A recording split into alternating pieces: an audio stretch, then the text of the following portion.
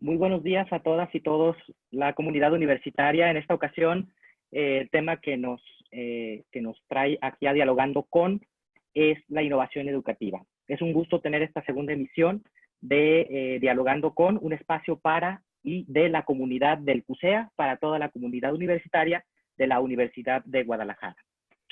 En este mediodía de jueves me acompaña la doctora Elia Marum Espinosa, directora del Centro para la Calidad e Innovación de la Educación Superior, CUSEA, y de la Cátedra UNESCO Innovación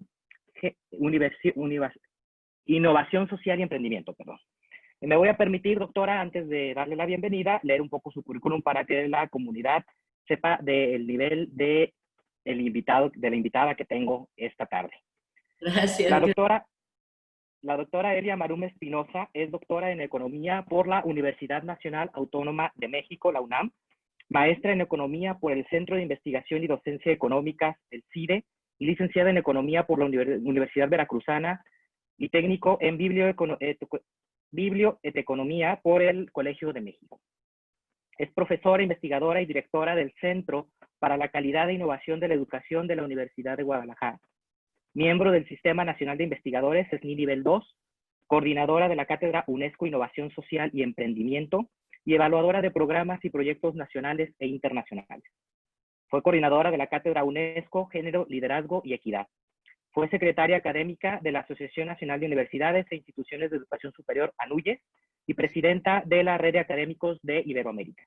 Ha sido profesora de la Universidad Autónoma Metropolitana, de la Universidad Pedagógica Nacional, del Instituto Politécnico Nacional, del Instituto Matías Romero, y fue profesora fundadora del Instituto Superior de Investigación y Docencia para el Magisterio. Ha sido investigadora invitada en el Instituto Internacional para la Educación Superior en América Latina y el Caribe de la UNESCO, en la Universidad París 8 en Francia, en la Universidad de Costa Rica, en las Universidades Nacional de La Plata y Nacional de 3 de Febrero en Argentina y la Universidad de la Costa en Colombia. Autora y coautora de más de 40 libros científicos, uno de texto y uno de poesía. Autora y coautora también de diversos artículos científicos y de difusión. Practica baile de salón, pintura y actividades altruistas. Es para mí un honor tener esta tarde a la doctora Elia Marum Espinosa. Doctora, buenas tardes, ¿cómo está? Pues buenas tardes, qué gusto que estemos pudiendo dialogar aquí en esta nueva realidad del aislamiento social. Y pues vamos empezando, ¿no? Si hago una aclaración, también fui visiting scholar en ASU, en la Universidad Estatal de Arizona, en el College of Education, porque esto es importante dado la gran admiración que se tiene por las universidades extranjeras y de primer mundo, ¿no? Entonces, bueno, ser visiting scholar ahí no es nada sencillo. Hice un semestre de visiting scholar. Gracias. Muy bien, perfecto, doctora. Pues es un honor tenerla esta tarde aquí en Dialogando con. Es mi segunda emisión en vivo en esta nueva realidad, como dice usted, que nos da la oportunidad la comunidad del CUSEA de llegar hasta los hogares, las casas de todas y todos, profesoras, profesores, académicos, administrativos y estudiantes de esta comunidad universitaria. Doctora, el tema que nos trae esta tarde es la innovación educativa y para empezar, pues, por el principio, quisiéramos que nos explique usted qué es la innovación educativa. Bueno, primero tenemos que ubicarnos, déjenme hacer un prefacio muy rapidito, una introducción muy breve, para ubicarnos que el mundo pues ya vemos que está cambiando y la educación pues no es la excepción a estos cambios, ¿no? Pero sí estos cambios requieren una velocidad diferente de respuesta a aquellas de adaptarnos al entorno. Ahora tenemos que adelantarnos, que provocar los cambios, que ofrecer soluciones a estos cambios a una velocidad realmente vertiginosa, es decir, tenemos que ir un paso adelante de los cambios. Sin embargo, pues parece que el sistema educativo y la educación superior habían venido siguiendo una inercia hacia la respuesta a las necesidades sociales anteriores y las políticas públicas parecen seguir respondiendo a una realidad anterior a esta que se ha venido presentando y que se aceleró a partir de la pandemia y de esta situación de excepción en la que nos ha puesto esta contingencia epidemiológica, ¿no? Esto nos lleva a que la formación de nuestros estudiantes y de nuestras estudiantes no se dé ya solo, no se dé solo dentro del sistema educativo con salidas esporádicas al exterior. Y cuando digo dentro del sistema educativo me refiero a que sea a través de internet, a distancia, presencial, pero es dentro de el ámbito institucional, y esto ya no es suficiente. Sigue siendo necesario, pero no es suficiente, y se requiere entonces ya no tener estas salidas esporádicas a prácticas profesionales, a servicio social, a desarrollo de algunos proyectos con un tipo de educación dual, sino que realmente se requiere la formación de estudiantes en ecosistemas de innovación tecnológica, empresarial y social, que son estos ambientes que reconocen y buscan las nuevas generaciones.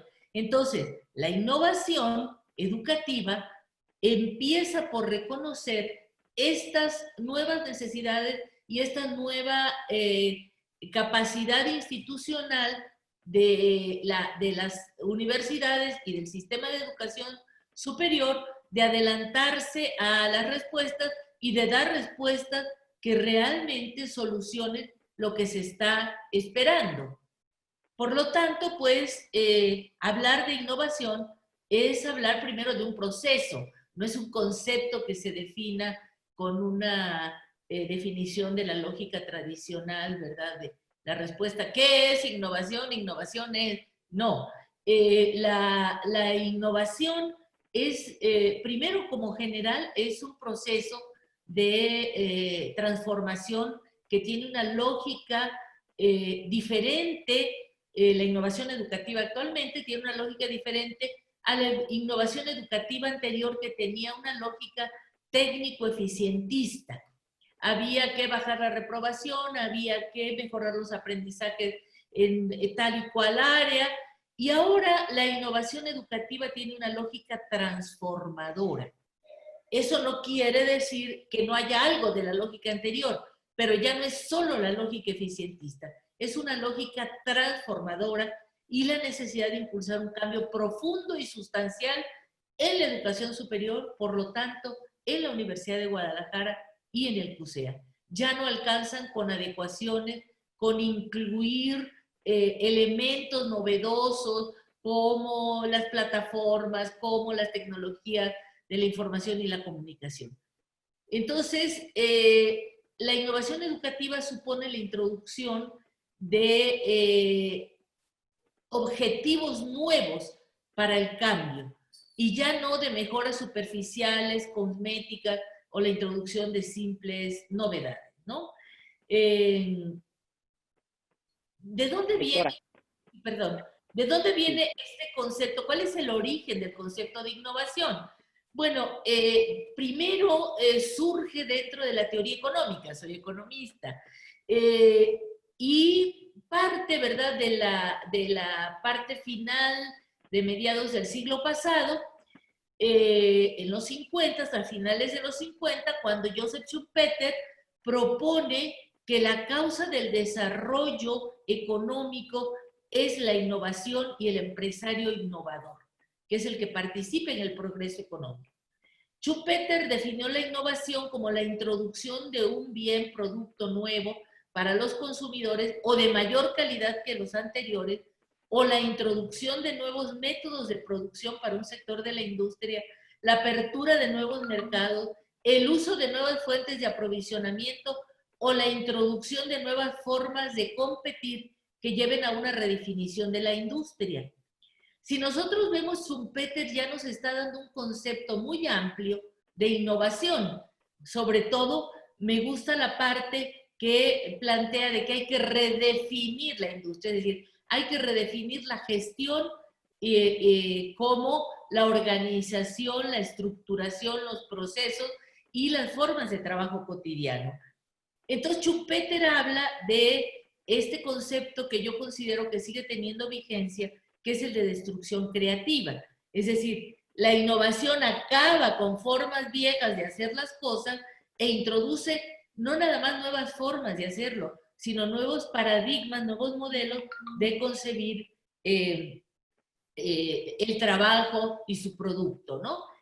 En el 2006, el Manual de Oslo, planteado por la Organización de la Cooperación y Desarrollo Económico, si recordemos que México es miembro de este país, de este grupo de países desarrollados, ya sabemos por qué, ¿verdad? A raíz de la firma del anterior tratado de libre comercio, nos metieron a la OCDE, ¿verdad? Para que no pudiéramos nosotros reclamar la simetría en el desarrollo con Canadá y Estados Unidos que nos correspondía. Y entonces el Manual de Oslo en 2006 define la innovación. Primero hablamos de innovación para pasar a innovación educativa, como la implementación de un nuevo o significativamente mejorado producto, bien o servicio o proceso, un nuevo método de marketing o un nuevo método organizacional en prácticas de negocio, organización del lugar de trabajo o relaciones externas. Nuevamente el Manual de Oslo retoma todo el planteamiento de Schumpeter, de Joseph Schumpeter, de que la innovación tiene que ver con un nuevo paradigma, un nuevo método de organización del trabajo y un nuevo método de gestión y un nuevo modelo de gestión. Entonces, pues la innovación es un fenómeno que tiene un proceso, que tiene múltiples facetas y por lo tanto tiene una clasificación, una tecnología muy variada. Por ejemplo, por su grado de novedad, si es radical o incremental, si es adaptativa, si tiene impacto económico, si es una innovación básica, si es aplicada, si es horizontal, si es vertical, etcétera, ¿no? Yo creo que lo que estamos viendo en este momento es la necesidad de una innovación vertical, es decir, que corte a toda la organización desde su marco normativo jurídico, su estructura organizativa funcional, sus procesos, su trabajo cotidiano, su propia concepción de su finalidad sustancial o su misión, hasta una innovación disruptiva o una innovación radical, disruptivo radical, ¿verdad? Que se produce cuando se trabaja de una manera completamente diferente a como se ha venido trabajando antes y no una innovación incremental. Es decir, ir haciendo mejoras paulatinamente. No hay mucho tiempo para hacer mejoras incrementales. Sin embargo, estoy consciente que no se puede pasar del negro al blanco en un solo salto, que hay que ir haciendo gradualidades y que la innovación incremental acelerada nos puede llevar a una innovación disruptiva radical en la educación.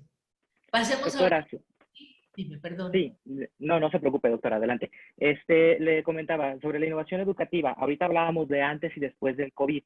¿Cómo entra el tema de la innovación en la Universidad de Guadalajara, o más bien en la educación superior en general, a raíz de la pandemia por COVID-19?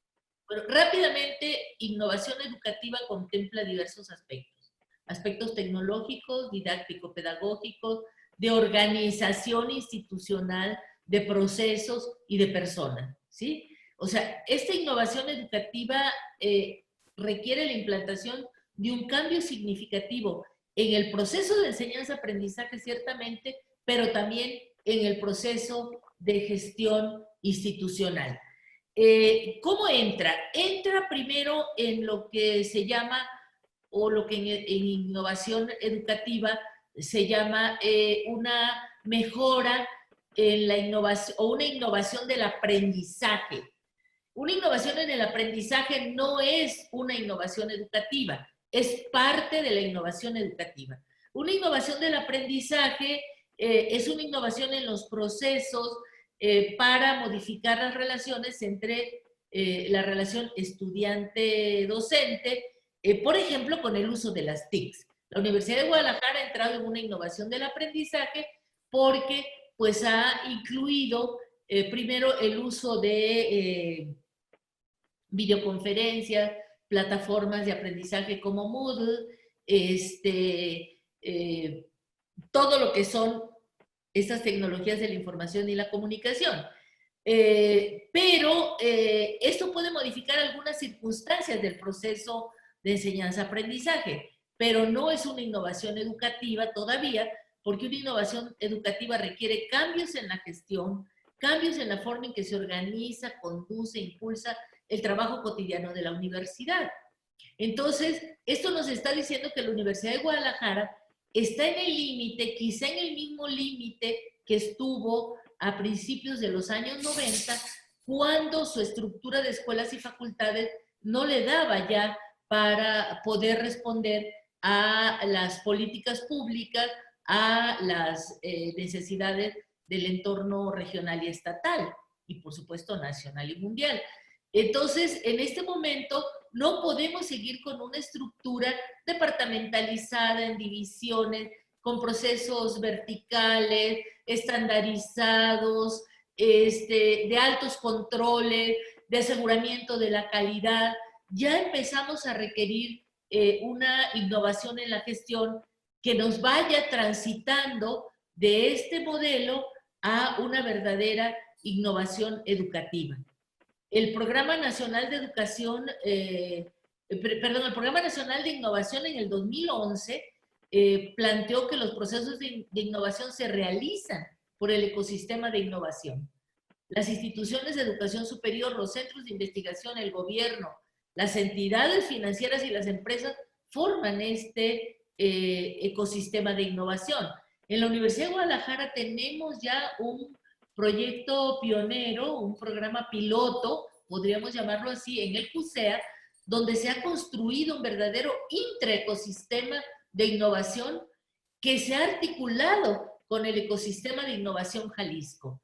Y en este sistema de innovación Jalisco, el CUSEA, a través de la Cátedra UNESCO y con el apoyo de las investigaciones que se realizan en el Centro para la Calidad e Innovación de la Educación Superior, logró que se abriera el espacio para la innovación social, donde la educación superior y la innovación en la educación superior es una parte de esta innovación social y de esta nueva gobernanza de la educación y de la propia sociedad, ¿no?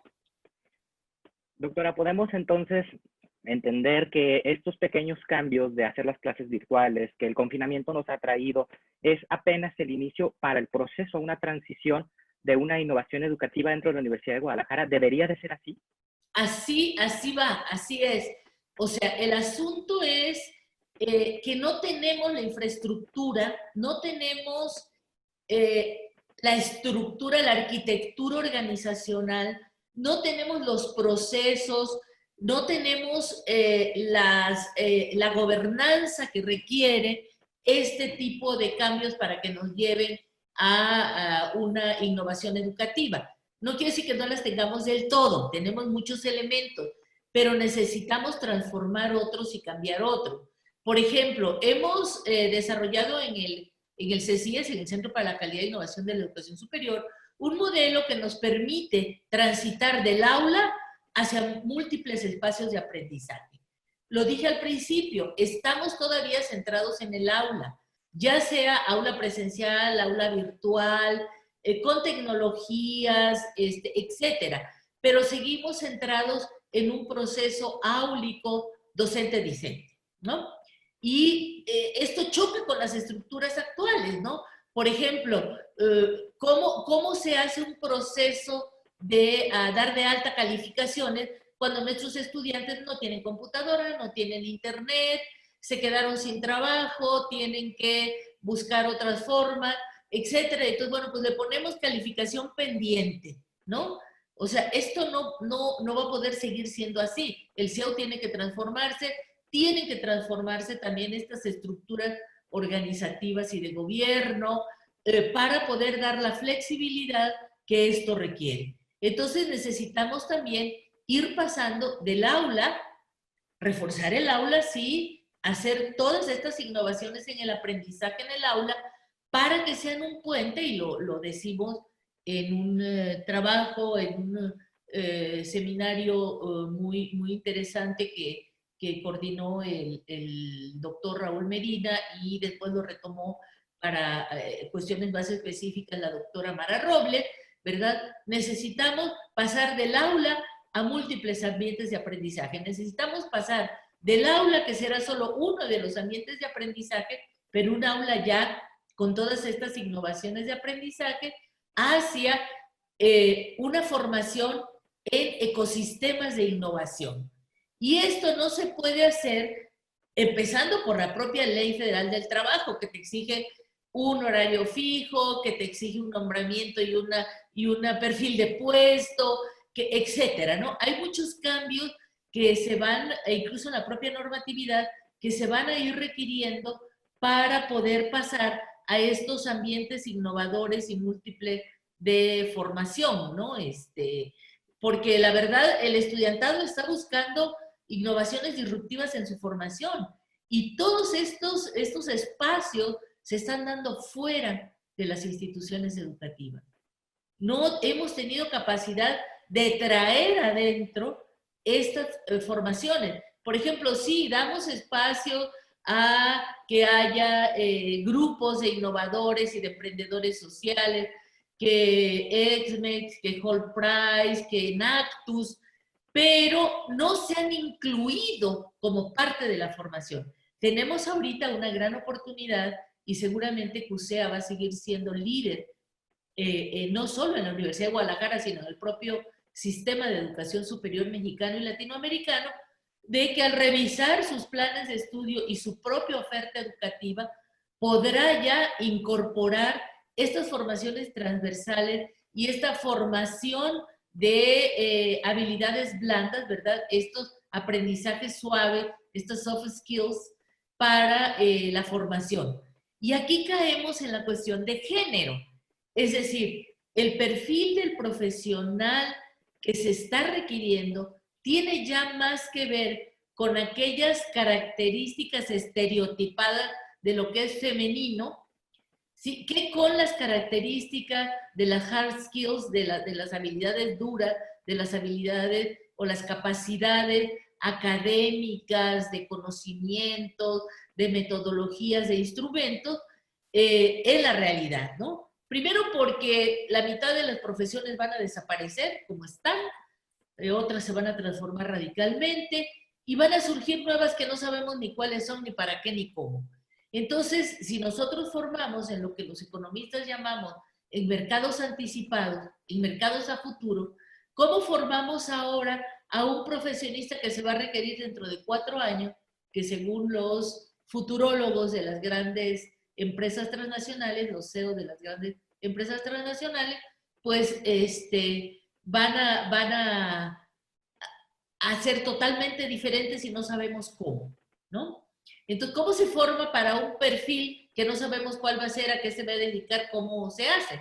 Entonces, volvemos a las grandes formaciones generales, a las grandes formaciones básicas en la parte de los conocimientos, en la parte de las habilidades duras, y tenemos que fortalecer algo que este positivismo educativo, que esta estandarización fabril a la que nos sometió los modelos de aseguramiento de la calidad, nos habían llevado, nos tienen hasta la fecha. Entonces, por ejemplo, ya lo que vemos es que la acreditación de la calidad empieza a ser más por los propios sistemas de innovación, por las propias organizaciones de la sociedad civil y ya no por estos despachos o grupos u organizaciones de acreditadores que son auditores. Se requiere ya más bien un acompañamiento y una vertebración, una articulación entre acreditación y trabajo cotidiano. Ya no es vengo, te hago una acreditación, te señalo que te faltó, luego vengo, reviso si cumpliste las observaciones de la auditoría. Esto ya no va a seguir funcionando así. Sin embargo, pues ni el propio COPAI ni la propia NUYES parecen estar caminando en este sentido. Por eso es que yo me atrevo a afirmar que la Universidad de Guadalajara puede tener y retomar un liderazgo, que ya lo tuvo en los 90, ¿verdad? Un liderazgo nacional e internacional. Entonces, estas habilidades que se le daban a las mujeres, es decir, de capacidad de trabajar en equipo, de compromiso, de creatividad, empiezan a ser fundamentales en la formación profesional. Y aquí empezamos a pasar a otro aspecto de la innovación educativa que tiene que ver con lo que ha planteado el artículo 3º constitucional desde el 27, ¿verdad? La Constitución del 27, que es la formación integral. Hasta ahora nos hemos centrado por el positivismo solo en la parte de capacidades. No hablo de competencias porque es un enfoque que hizo bastante daño y sigue haciendo bastante daño, ya afortunadamente va de salida, de capacidades solamente racionales, de conocimiento, repito, de metodologías, de instrumentos, sino una formación integral que tiene que ver con creatividad, sensibilidad, innovación, y esto no se da a través de la parte racional de la formación, se da en la parte emocional y sensible, y esto no los dan las artes. Por eso se está volviendo a el viejo trivium y quadrivium, la base de la formación clásica desde los griegos, ¿verdad? La formación aristotélica, a el trivium y el quadrivium, es decir, a volver a tener una formación básica e integral donde la música y el arte, por eso se incluyó la música en la nueva escuela mexicana, y el arte es fundamental, pero ahora seguimos viendo el arte pues como un complemento para quien quiera pues aprender a bailar, a tocar guitarra o el piano o a cantar. No, el arte es la base para hacer a una persona creativa. La creatividad no surge de la técnica ni del conocimiento, surge de la sensibilidad, y por eso es muy importante que se incluya como parte de la formación obligatoria, no como talleres que pagan colateralmente quien quiere y quien puede. Tiene que ser parte de toda esta formación.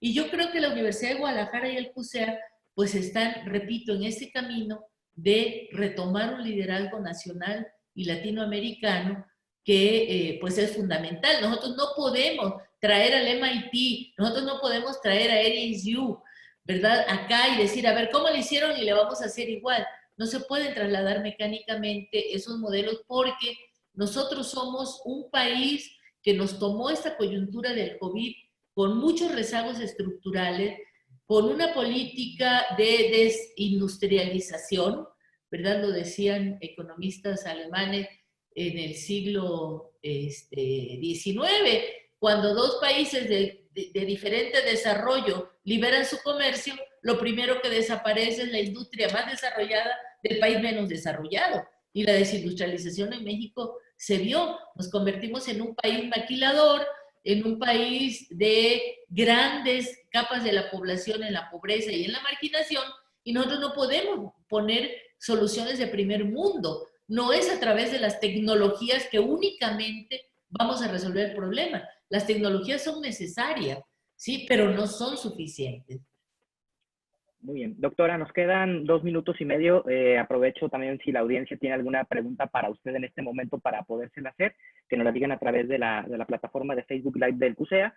Pero si no hubiera ninguna pregunta, me gustaría que a manera de conclusión en algunos segunditos nos diga cómo vislumbra usted la cuestión educativa de la Universidad de Guadalajara y del CUSEA.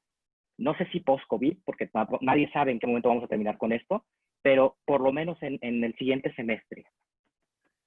Pues mira, yo creo que de agosto a diciembre seguiremos en esta situación de aislamiento y de alerta epidemiológica, pero la Universidad de Guadalajara y el CUSEA tienen la gran oportunidad de empezar, y ya empezaron, ya tienen, o sea, hicimos un benchmarking con estudiantes de la maestría en gestión y políticas de la educación, de qué hicieron las universidades para responder a la pandemia, ¿no? Ante la pandemia.